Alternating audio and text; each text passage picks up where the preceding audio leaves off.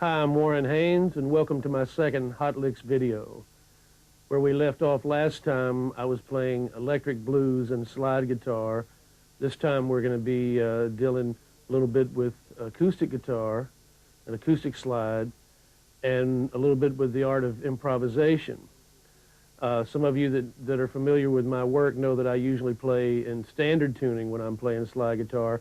However, at the moment I'm tuned to open G, which is something I enjoy every now and then, something that is really dear to my heart in a traditional sort of way, but in my opinion doesn't open as many doors. However, the only way to get the rich overtones of an open tuning is to play in an open tuning, and sometimes in the beginning stages this can be a little easier to get to and a little less frustrating. Open G is a happy sounding tuning compared to open E or open D. It's much more joyous and churchy sounding. People like Son House really enjoyed open G a whole lot, and you can hear the differences in the character of the tuning.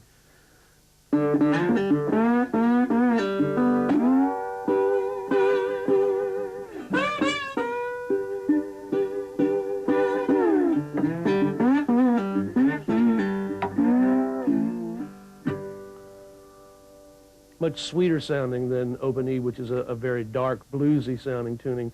Open G is what some of the more country blues or folk blues type players tend to prefer, open G. And I was very influenced by some people like Son House and obviously Robert Johnson and these kind of people, and that helped pave the way for modern blues guitar players. We're going to be dealing with a little bit the differences between open tunings as well as the difference between acoustic guitar and electric guitar, and what they have in common and what they don't have in common, what techniques apply to both, and what techniques need to be tackled separately. Acoustic guitar, obviously, you don't have the sustain or the distortion that you can apply to electric guitar, so your touch is much more important, and the lack of sustain makes you choose your notes more carefully. You're not able to hold on to one note and let it ring as much as you are with an electric guitar. So it really changes the whole approach. Acoustic guitar is more centered around the attack of the instrument and the note that you hear as soon as you hear it, as soon as you hit it. Some of the old blues players would plug their acoustic guitars in to get a more electric type sound, which is an entirely different animal. But we're going to be dealing mostly with a clean, direct acoustic sound. This is an old National Steel, actually a pretty new National Steel body guitar that is very good for Delta blues and that kind of slide and country blues. The different types of slide pieces that you use on an acoustic guitar, even more so than on an electric guitar, tend to help color and shape the sound. This particular piece that I have was presented to me in Japan, and it's made out of ceramic. And I never really thought that I would enjoy playing with a ceramic slide, but on certain instruments it really sounds great. Sounds great on the National Steel body. It sounds really good on my Resophonic National. Doesn't sound very good on electric or on like a Martin type acoustic guitar. Has a very raspy Delta kind of sound. As you can hear,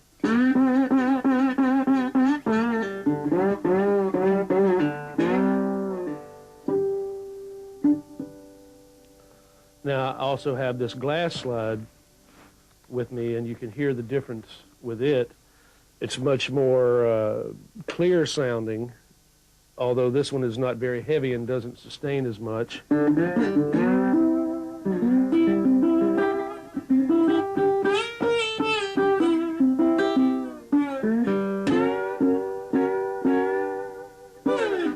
There's all sorts of things that you can use.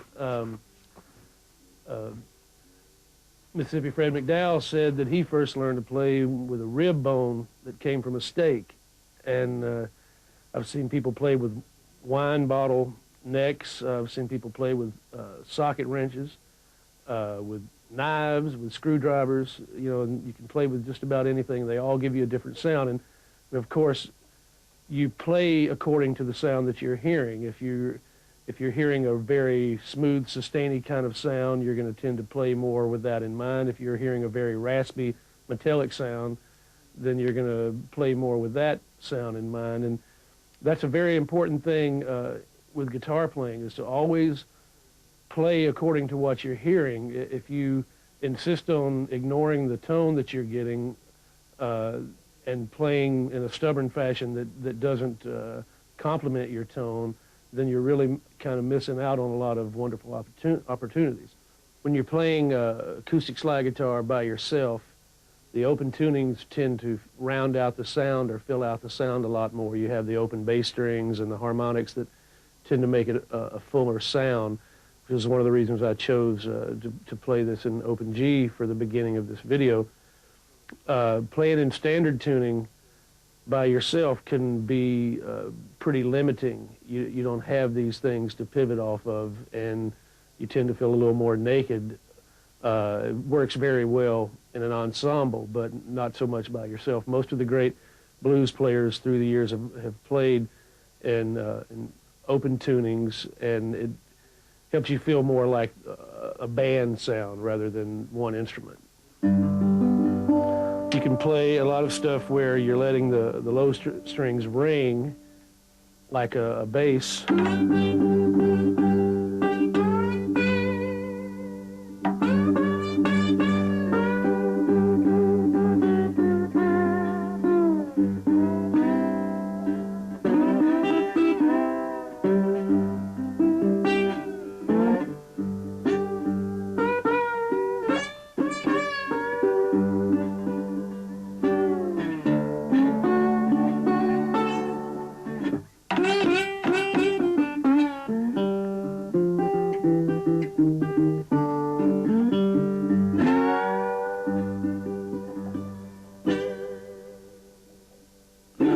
Now, when you're playing an open tuning, all the notes are right in line.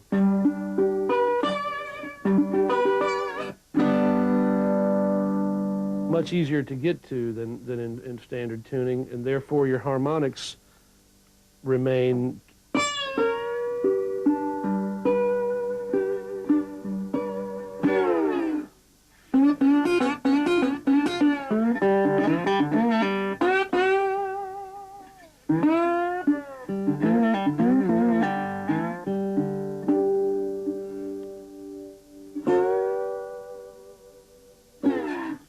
You notice that I'm playing with my fingers, cupping the pick up in my hand like this. Always keep the pick handy, cupped up in like this, but most of the slide playing that I do, I play with my fingers. Very seldom do I use the pick. It's more for attack and Elmore James type of stuff. Very important to slide guitar playing, especially acoustic slide guitar playing, is the dampening technique that I use and most slide players use. With my right hand, whichever string I'm hitting, in this case I'm hitting the G string on the 12th fret with my index finger, I'm using my thumb and the base of my hand to mute out these strings that I don't want to hear on the bottom, and I'm using these fingers to mute out the top strings. So I'm only hearing this string that I'm playing instead of, if you were playing it like this. Now, both of those things sound good in their place, but if you want the trueness of the note, the only way you're going to get that is with this dampening technique. Otherwise, when you start moving the bar around, you get all these unwanted noises and harmonics and overtones. You know what I mean? It's very annoying, and that's one of the reasons that people stop playing slide guitar early on, is they get so frustrated. It's like playing violin for the first few months. You may want to pull your hair out, and your neighbors may want to pull your hair out. But it's very rewarding if you can get past the obstacles, and I highly recommend this dampening technique. I also dampen some behind the bar, behind the slide itself, which helps.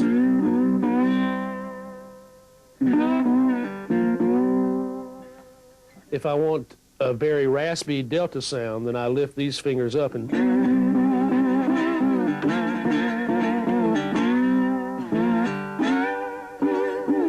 but if I want a mellower, clearer sound, then I dampen back there. So if I'm playing the G string and the B string with these two fingers, then I'm using my other fingers to get rid of all the unwanted noise and overtones. And this particular dyad that I'm playing, incidentally, is valid in open tuning and also in standard tuning. It's one of the things that open tuning and standard tuning have in common. Actually, this three-note chord, the G string, the B string, and the D below the G, these three strings, you can utilize that in standard tuning or in open G. They're the exact same thing. And so one of the ways that I emulate standard tuning, one of the ways that I emulate open tuning when I'm in standard tuning is by hinging upon this position.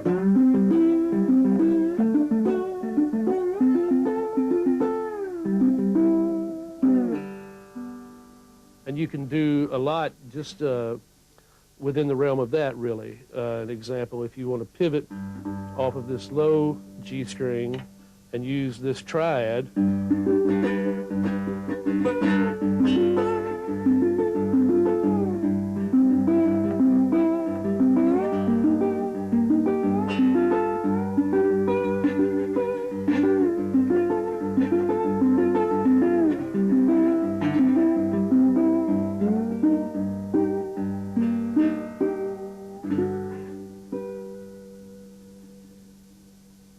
so just simply by moving the bar to different positions and all using the same chord and all using this common bass note, you can see all the color variations that are available. Now, one thing you have to bear in mind also when you're in open tuning is the chords are obviously different. So that's a 4 chord, which in the key of G is a C chord. And as you can see, it's just a normal bar. One of the advantages to open tunings is you just bar the position you want, and that's a major chord. Now, it makes minor chords much harder to get to, but most slide guitar, especially blues slide guitar, doesn't require that much minor movement, so it really is a nice trade-off. Now, I take the slide off so you can see the positioning of my fingers for some of these chords. This is your open G chord. That's the one chord. Then you have this 4 chord here.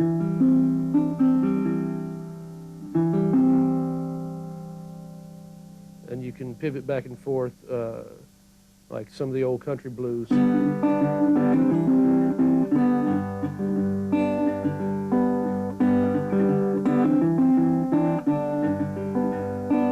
Like folk blues.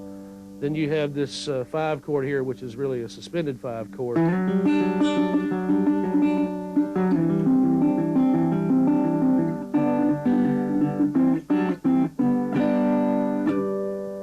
That's a nice little easy folk blues exercise that you can do. You have to remember that when you're in the open tuning that all the chord positioning is different. I'm going to play a few standard kind of blues licks and show you where they fall in an open tuning. Classic example being if you're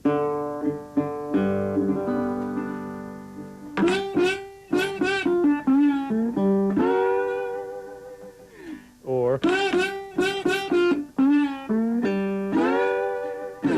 it's like a standard Muddy Waters type Robert Johnson lick that's been handed down through the years. It's important also to remember that you don't have to utilize the entire slide. If you can see that when I'm up on the high note, I just have a little corner of the slide being utilized here. If you did that like this, then you, for one, you have all these other notes to dampen out that it's not necessary. And the sound that you get sometimes doing that is a little brighter. So if I want a real delta sound, then I'll kind of get that going. But if you want a very mellow sound, and you can hear the difference in the vibrato. Vibrato in slide guitar is one of the most important things, especially since you're dealing with a fretless instrument. The slide turns your guitar into a fretless instrument, and vibrato is the way sometimes that you can correct your pitch, the same way that a singer would correct his or her pitch. If you're a little flat, you kick the vibrato in and it makes the note appear in tune. Doesn't work as well if you're sharp, but it works very well if you're flat.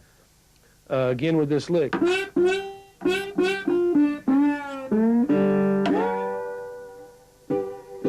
So notice when I get to this chord on the top, I'm not hitting the entire chord, I'm just hitting that 3-note triad that I showed you earlier. Now, in open tuning like this, I could hit the entire chord if I wanted. It's just you pick the notes that you want, and in open tuning you have more choices when you're barring the entire chord. You can choose any of these 6 notes, any combination of these 6 notes.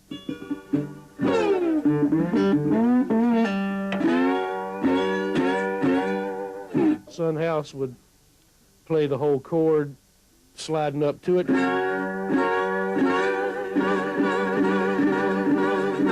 then give that kind of erratic vibrato.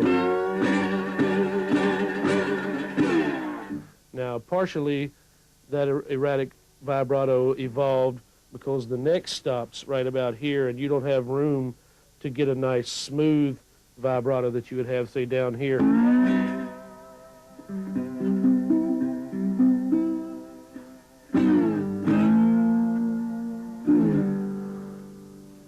So in the same way that vibrato means a lot to a singer, it means a lot to a slide guitar player, because as I pointed out in my first video, slide guitar is really emulating harmonica and or emulating a human voice. Many instruments actually are trying to emulate a human voice in their own way, And one of the ways that you're able to do that on slide guitar is by eliminating the frets. You can slide up to the notes and down from the notes in a way that sounds very human.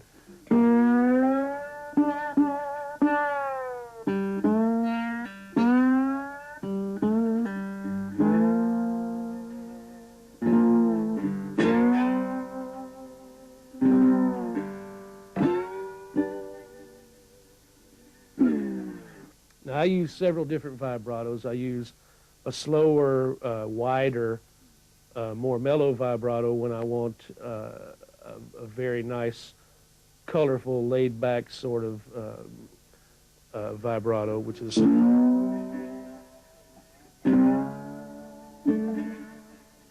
Then there are certain times that you want to accent certain notes and phrases that you're playing, and you might choose a stronger, narrower, quicker vibrato, which and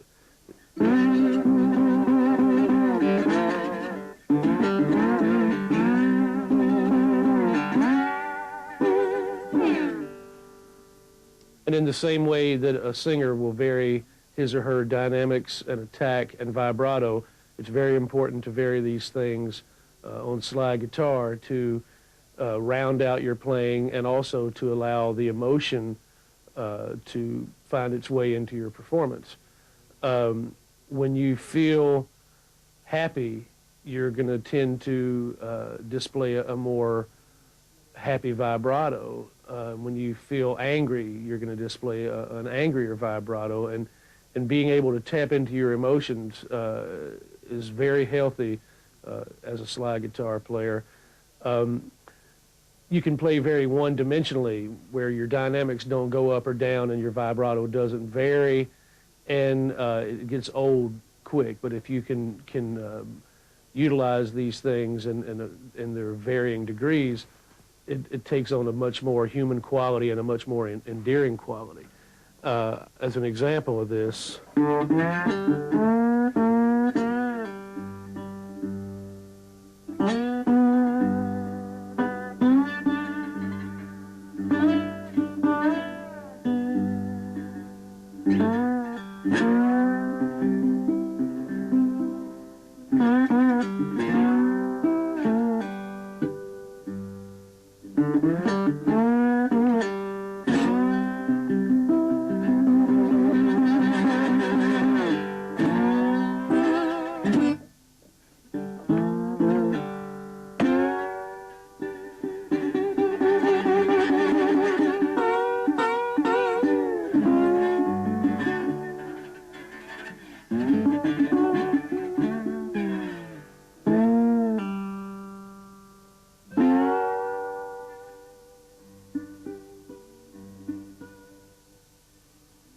you notice the times when my attack with my right hand increases or decreases. Really helps emotionalize what you're playing. Muddy Waters would play.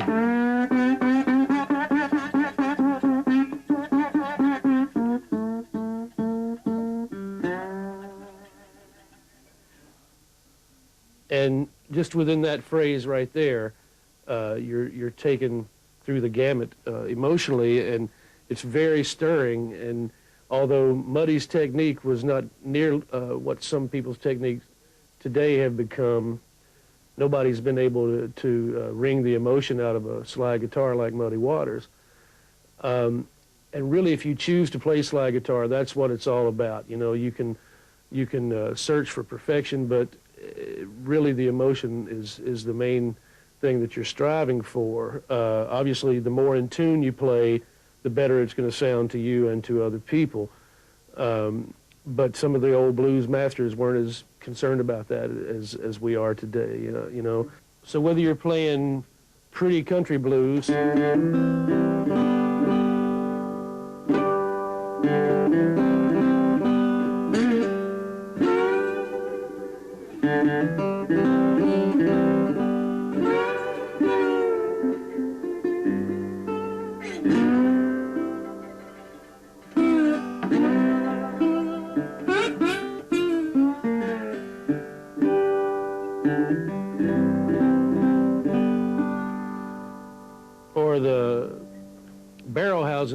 like Sun House and Muddy Waters with a...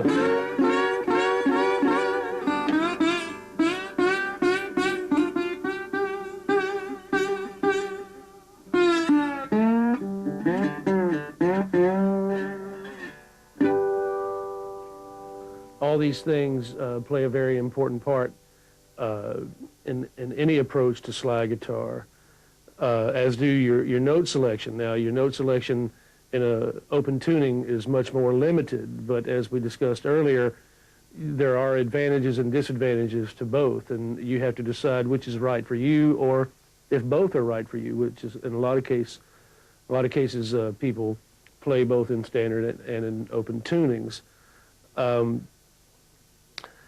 You might have noticed that when I was playing this Sun House,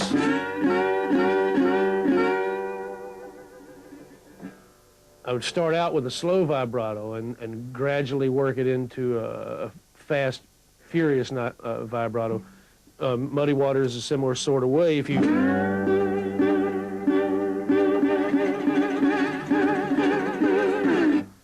Now, also, it's very important when you're playing slide guitar, especially in the beginning stages, to keep the slide perpendicular to the neck, parallel to the frets. For tuning purposes, I mean, the most in tune you're going to be is when your slide is straight up and down. And I know when you see me play, or when you see a lot of people play, you see times when they have the bar tilted. Sometimes that's on purpose, sometimes it's not. There are times when you can get some dissonant kind of chord sounds with a tilted bar. But in the beginning, it's very important to keep the bar straight up and down, and it's it's much less frustrating, let's say, once you get the hang of that. I'd like to move on to do some standard tuning stuff, and the standard tuning slide that I'm going to play is on a regular wooden body guitar, and I'd like to point out the differences and similarities between standard tuning and open tuning, and also show you the differences in the sound of the guitars and why I pick certain tunings for certain types of music and certain guitars for certain types of music.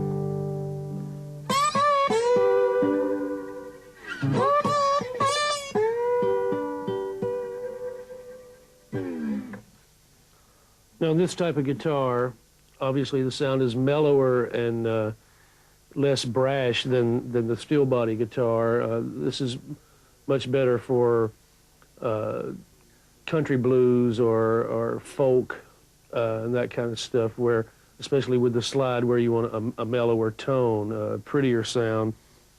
I'm back in standard tuning, which is what I normally play in. And you can see one of the licks that I was playing on the National Steel Body guitar, you have to cheat to play it in standard tuning. Instead of the whole lick being right on one fret, you have to start, which is a whole step below, 2 frets below where the lick starts in open tuning. But there's that triad that you also have in open G that allows you to cheat and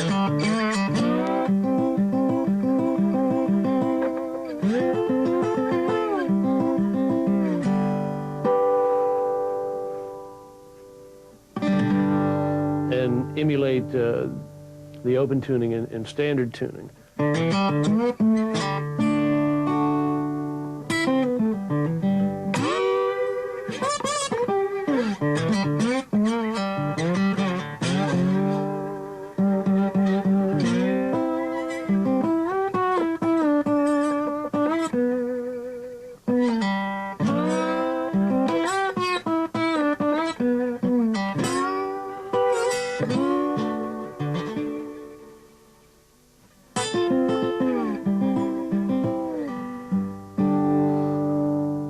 Now, on this guitar, I'm using this glass bottle, which tends to work a lot better on this type of acoustic guitar.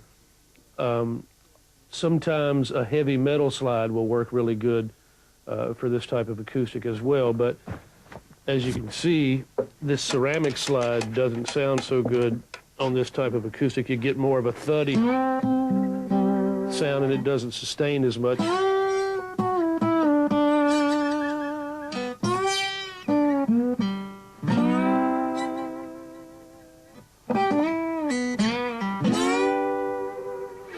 It's nice, but it's not quite as nice as the glass is. I have a lot of different slides that I choose from for different instruments and for different types of music. You just have to find what works well for you. The glass works best all around for me, especially on electric guitar and on these types of acoustics. Now, on acoustic, you find that you need a heavier piece. On electric, the heavier the slide, the harder it is to control.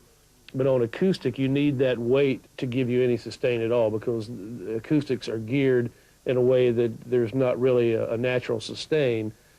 So the weightier the slide, the more sustain you're going to get. And again, as we discussed in my first video, the heavier the slide is, the better, as long as you can still control it. Use as heavy a slide as you can possibly use and still feel like you're in control of what's going on. Now, this is a slide that a friend of mine in North Carolina makes, and this is cobalt glass. It's very heavy, this particular one, and it's much better for sustain, but sometimes can be a little harder to control. I don't use it on electric very much, but sometimes on acoustic it's very nice. Now, I'm going to get out of the key of G for a minute and play in standard tuning, but in the key of open E, in the key of E, but still in standard tuning, because you have the low bass note. And when you're playing by yourself, it makes it a little easier to round out the sound.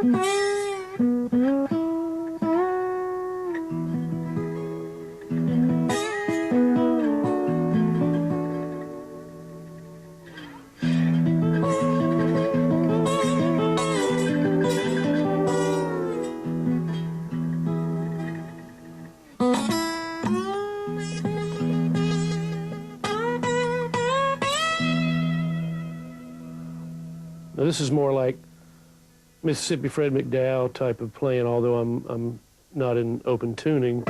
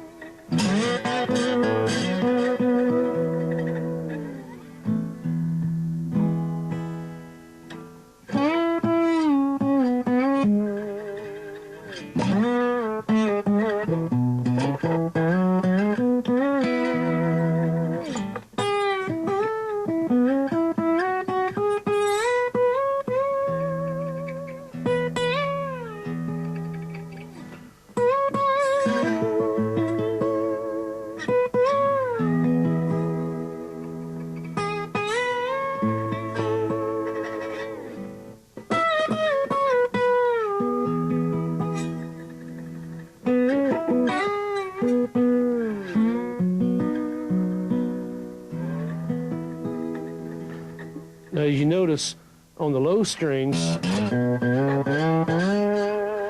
the heavy slide sounds great because the heavy strings can take the weight a little more. But on the high strings,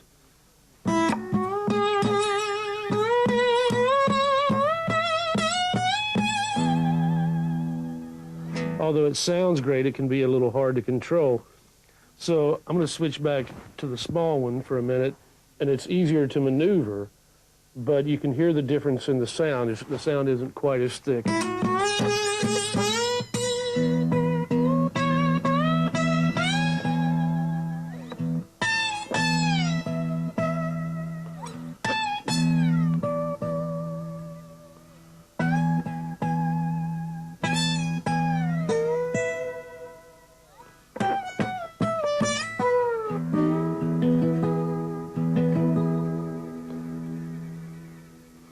Now, as I showed you with the open G, I'm using this low E to pivot off of as a bass note, and a lot of chords have the low E in common. You can change chords and still have this low E drone that kind of gives you the sound of two people playing at once.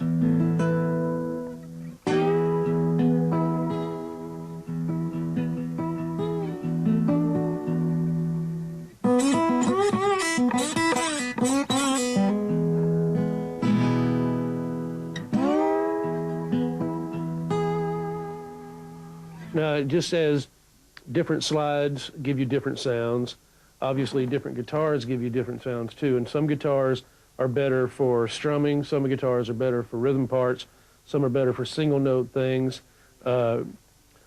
Obviously you have to find a guitar that works all the way around in a lot of different ways, but sometimes in your quest for the ultimate sound, you're going to find that some instruments do some things very well, but don't do others very well. In this next number, I'd like to demonstrate one of the advantages of playing slide guitar in standard tuning, which is that I can switch back and forth from regular guitar to slide guitar upon a whim or at the drop of a hat. My friend Alan Woody, who is in the Allman Brothers and also in Government Mule, is going to join me on this next song. We're just going to play some blues, and notice how I'll be playing 1 minute with the slide and 1 minute without the slide, and how convenient that is in standard tuning.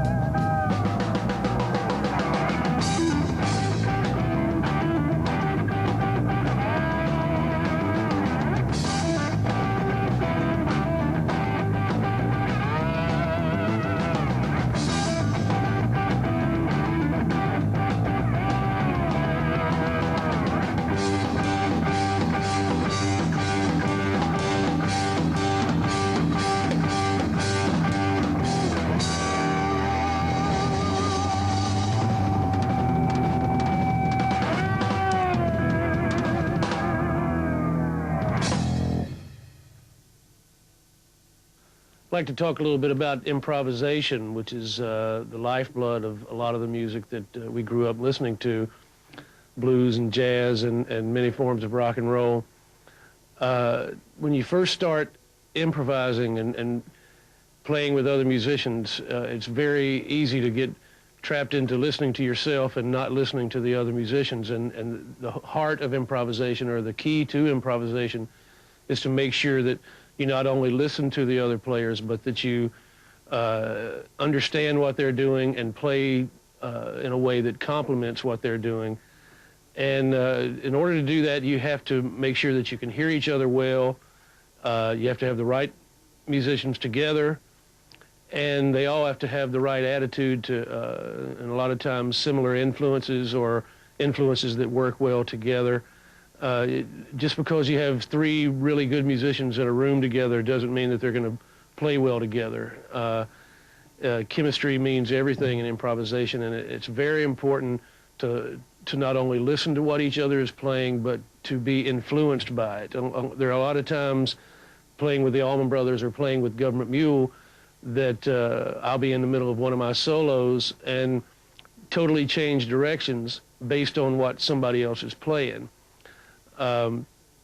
Improvisation actually was born out of call and response, which a lot of early pre-blues, in the slave days, when they would be working in the fields, they would get this call and response groove going. This thing was very uncanny and very heavy, and it really influenced a lot of modern music today, especially blues and jazz. But most modern rock and roll music is influenced by blues music in some way.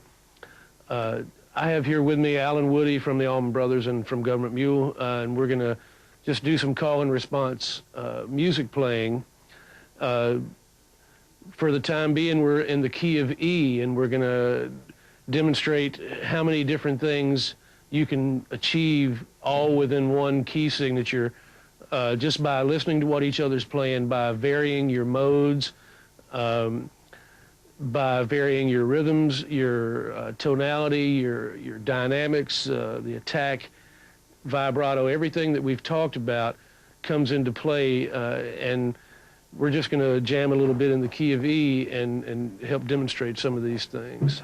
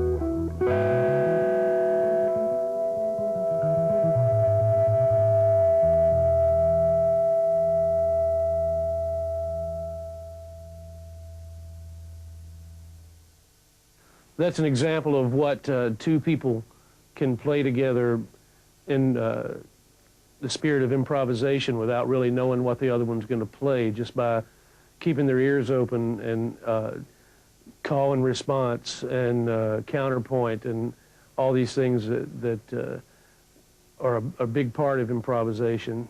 I'd like to bring out Matt Apps, who is the drummer in Government Mule, and we're going to demonstrate three people using the same kind of listening technique to create music out of improvisation. Hope you enjoyed my video this time. See you down the road. Thanks a lot.